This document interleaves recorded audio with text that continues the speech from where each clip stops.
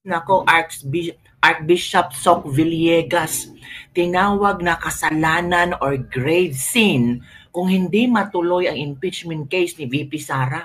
Ha? Ganon?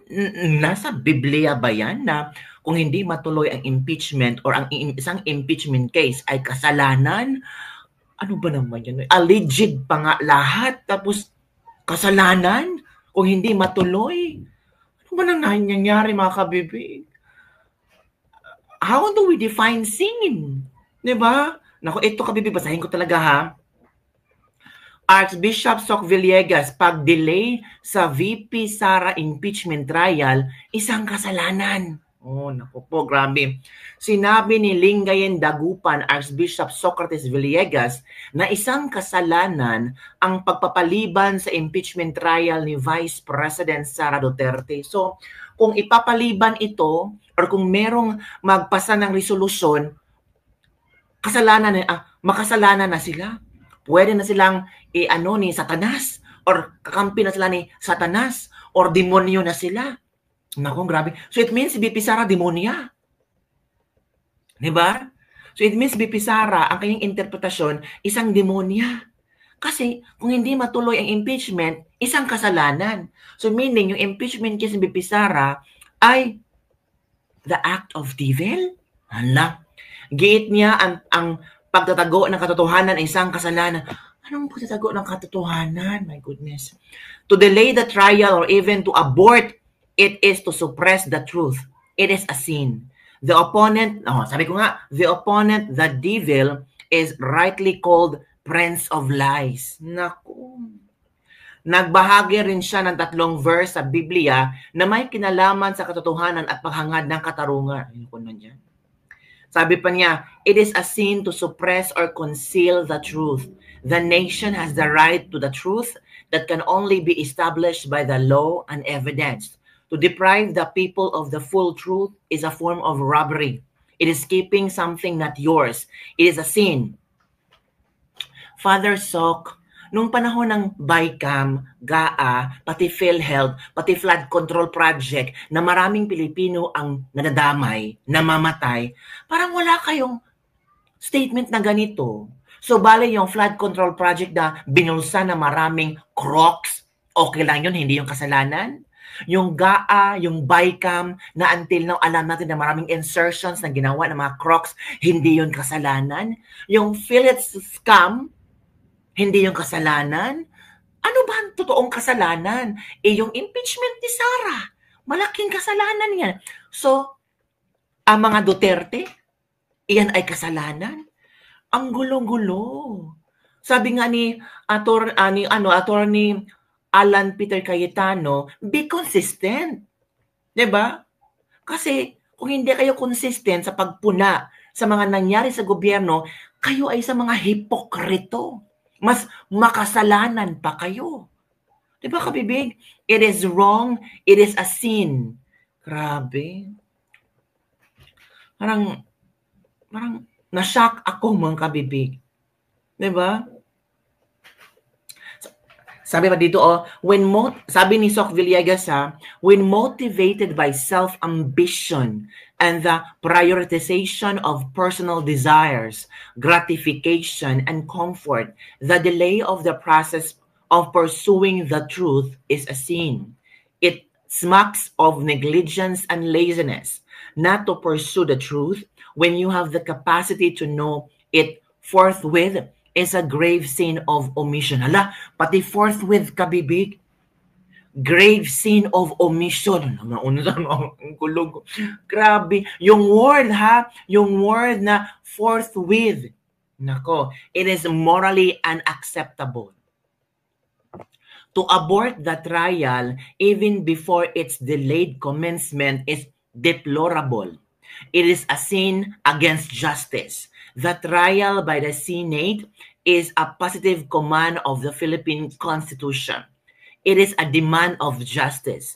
It must be commenced and it must continue to a just verdict. It is a wrong to delay or abort it, according to no less than the framers of the Constitution itself. I add, it is sinfully wrong. It offends truth and justice. Nako. Yan kabibig. Yan ang puna. Nako. Paano yan? Dear Bishop, it is all wrong and it is sin. A wake-up call to the holy men and women in the academe.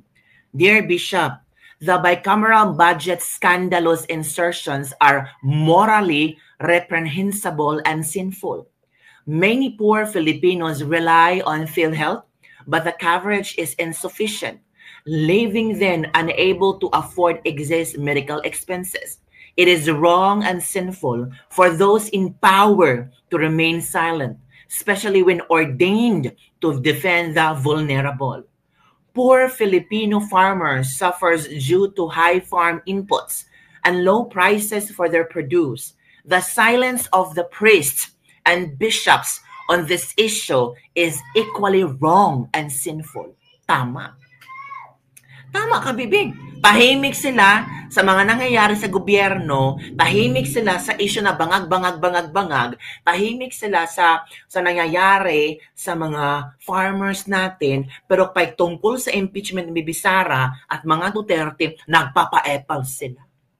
The secrecy surrounding Lotto sweepstakes winners raises suspensions, yet religious leaders remain silent.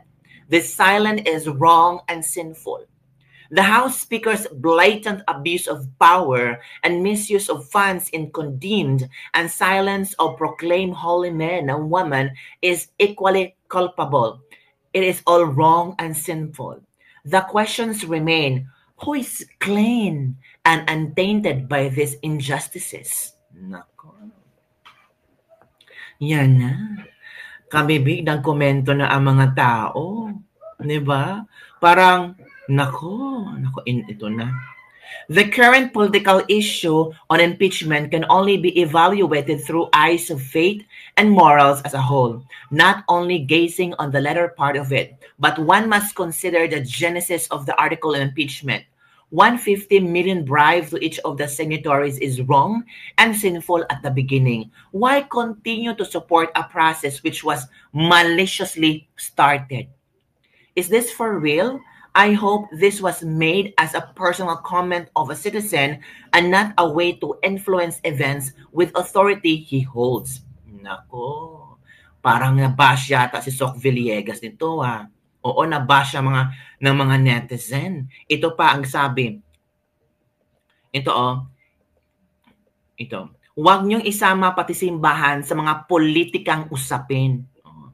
Takot ang mga Duterte kasi magkaalaman. Siyempre, todo bash yung mga sinasabi na Tito Panelo na mga blind supporters kasama ng mga trolls. Hindi takot po ang mga Duterte at hindi takot si VP Sara.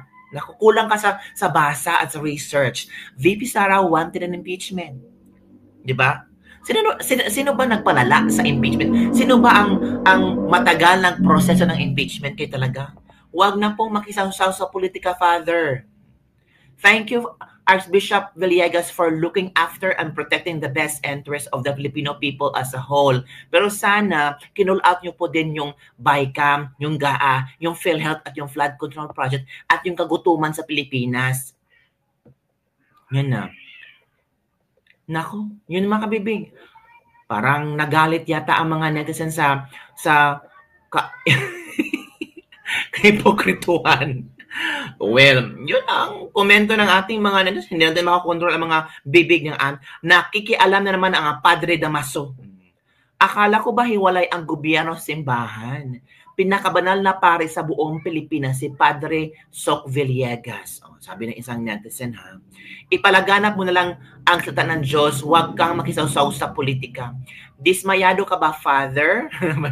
Pati pare, yung confidential funds ni Junior, baka gusto mo bang pang-imbestigahan? Kaya sabi ni Attorney Peter Cayetano na, maging consistent naman kayo. Consistent kayo sa pagpuna.